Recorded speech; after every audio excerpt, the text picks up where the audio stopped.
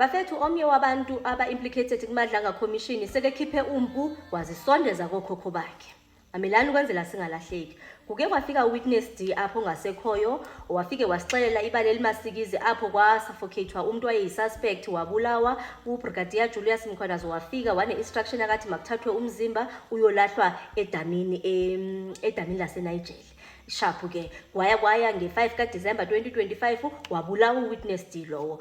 So istory kasibalisa lo Viandre ungomnye wabantu babekhona mhla kubulawa lo muntu lowo. So ngolosine ke ngoku nge-5 kaFebruary 2026 kuye kwavela into yoba bazame ukumbulala wasinde kwibullet ezi-about 16 more or less in the same man sathi masithi nje the same style because alithi uwitness D bambulala nyaxa bakupaka imoto ekwakhe egeyitini naye kanye lona ubonakala ngathi beke kwakhe egeyitini kwafika abantu bazama ukumbulala ngebullet ezi-16 but wasinda. Asazi ke noba sithi uye waba nento ethi nje andizubulawa zizandla zenye indoda andizufela ezandleni zenye indoda kungcono ndiwuthathe ngokwami umphefumulo wami okanye ithini into but nje kuthiwa nje uthe SM filling station which is igarage wakhipha umpu wawujongisa ngakuye phambi kwabantu kwakuphela kwempilo yakhe net kanjalo. So that's just about it. So andazi noba mandithi bayabona ngoku into yoba noko ibhola ikhabela ngasezipalini na okanye ithini into yakhe. So apha ke ngoku it was on that day Thursday nge-5 kaFebruary 2026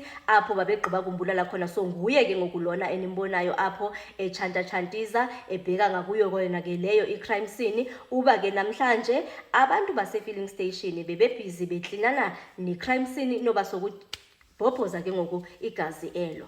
So bafethu kona iMadlanga Commission iyabonakala into yoba iyaphi iya ibhola ezipalini noko ngoku. So